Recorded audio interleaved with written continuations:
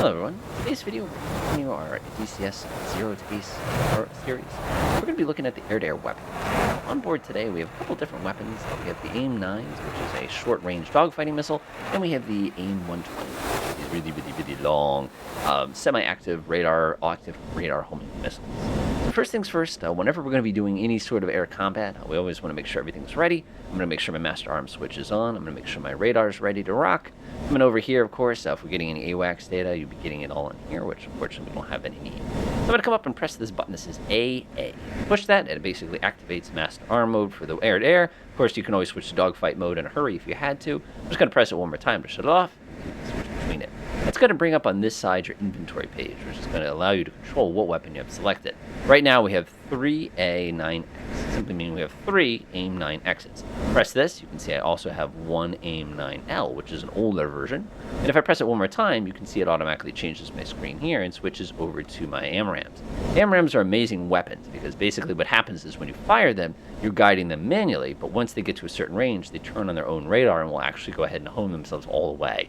The other neat thing about an AMRAAM is you can actually launch multiple ones at multiple targets. That gets a little tricky, but it is completely possible. So now that we have our weapon selected, we'll go ahead and use this one first. We just need to find ourselves a target. And that looks pretty good right there. Go ahead and select it. And we'll select it one more time to go ahead and get a hard lock there. So what I'm going to do now is I'm going to flip off all this handy-dandy autopilot stuff. Light the burners. And we're going to make our way over there.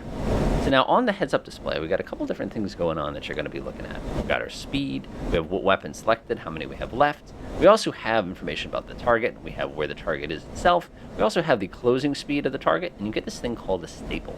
The way that this works is this is your maximum range of the weapon. This is the no escape range of the weapon. A lot of people will fight saying, well, if we launch it at this distance, then of course you're going to be basically taking cross your fingers he doesn't maneuver. Against something like a bomber, this is actually a pretty good idea because it's not hard to get that shot. You also see we got a bit of a deflection angle here going on. So what we'll do is I'll go ahead and fire at medium range for this particular one. Notice, by the way, when we get in range, the circles start to grow to give you a heads up. We'll let you know that, hey, we're ready to go ahead and fire. The other thing we have noticed is you have this thing that says A33. It tells you how long the missile is going to travel before it goes into its active mode. In this case, it's going to take 28 seconds if we were to take the shot right now to actually connect. Build up plenty of energy here. You can see we're doing Mach 1.3. Man, does this thing want to move. 3, like I said, we'll fire at about 20 seconds.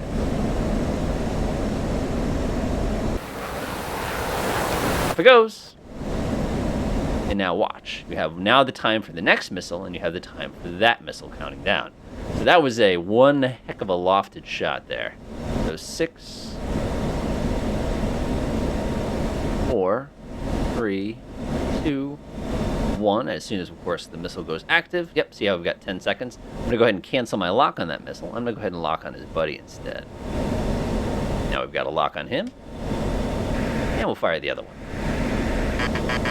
Now, this guy's already gotten shot down, as you can see. This one here is now being chased down. He'll be struck in 8, 7, 6, 5, 4, 3, 2, flash. Boom. Not bad. So now we'll go ahead and cancel out all this noise that you're probably listening to. He's gone. And we're going to switch over to our Sidewinders. Now, the Sidewinder is a very different weapon because it's infrared, it's fire and forget. Once the thing leaves the rail, it's kind of on its own kind of a thing. It can be spoofed, and of course the later model, the better the letter after the Sidewinder, is obviously going to be a more deadly version.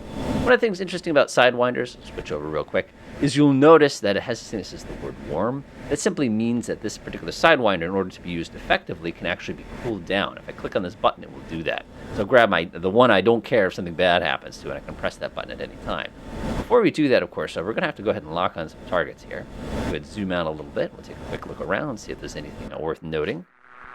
Now, taking a look at our big map here, I don't see anything too scary here. Look around.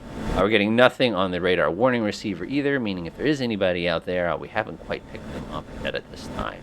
So what I'll do real quick is I'll go track down those other bogeys, and we'll go say so hi. Ah, there we go.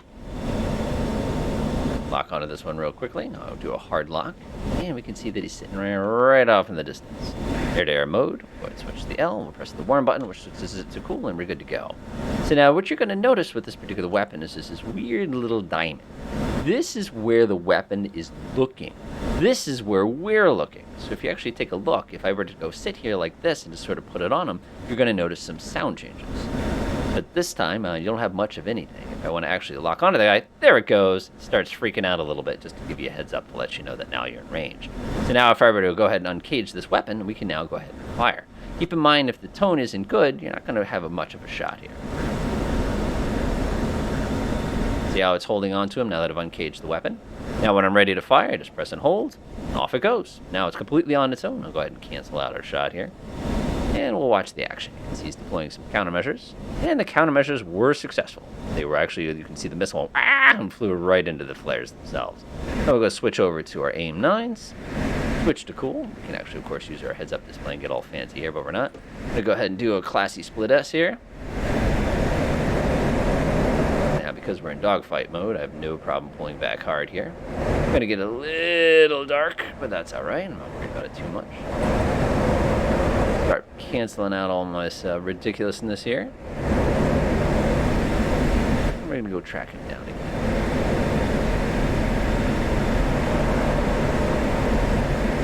Delightful. You can hear it beeping. Now I'm not even going to do a radar lock. I'm simply going to press the uncage button. There it goes. And now if we want, we can fire without even locking off. Now the downside of this is there's no range. You can see it took him no time, of course, to fire all his flares off.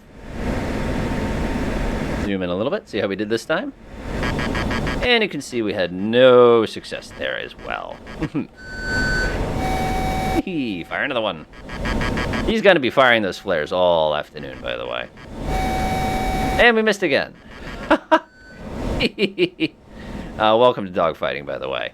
Keep in mind, jet fighters usually aren't quite as successful as far as, oh, there it goes, dodging quite that many. So as you can see, the weapons are relatively straightforward, and they require a little bit of kind of fitzing and finagling in order to get them to behave properly. But at the end, they work pretty well. So now we're going to go take a look at guns. Let's go reset everything that we have here. All right, everything's looking pretty good here. Now we're going to go ahead and rip this guy a new one with some guns this time. So as usual, air-to-air mode. Switch over to this so you don't have to listen to the beep, so to speak. And now notice, he's very, very close to us. We're going to come down here and go like this twice. And we've got ourselves a lock. So to switch over to our gun mode, we're just going to quickly come over here. Air-to-air missile, and bam, we've got our guns mode. So the way the guns work is pretty straightforward. This is where the gun's actually pointing. These little lines here are basically telling you exactly where the particular bullets are going to land. So as it stands right now, if I wanted to, I could actually sit here and carefully put that crosshair right on his tail, squeeze the trigger, and then theoretically I might be able to go ahead and get a lock on this guy. Now, the problem with this, though, is as you'll see, if you look really carefully, you've got this little circle with this little line. This tells me my effective range. So right now you'll notice that this thing is sort of unwinding kind of counterclockwise like this. Until that particular line starts to show no solidness, it's probably not the best idea to pull the trigger. I mean, if we wanted to be real brave here and try it anyway, we can go ahead and hit that. Notice, by the way, there are no tracers, which makes things a little more interesting for us. You can see all this one widely short. All right, see how we're starting to get these dashed lines? That's simply telling us that we're getting closer to be in effective range here. And we're just going to sneak around, and we'll be completely within range right about now. And that's it. Wow. That is like a saw. That is not a machine gun. And down they go. So as you can see, it works out very, very, very, very effectively. And again, if you're in a pinch or you're in some sort of dogfight, it's going to be a little bit different. In which case, you've got this handy-dandy little thing here to basically line up the target with. But keep in mind, you need a target lock in order for this to be reliable. So that's it as far as air-to-air weapons goes. Again, relatively straightforward. There's a whole side of the dogfighting options as well, but we'll take a look at that in the next video. Enjoy.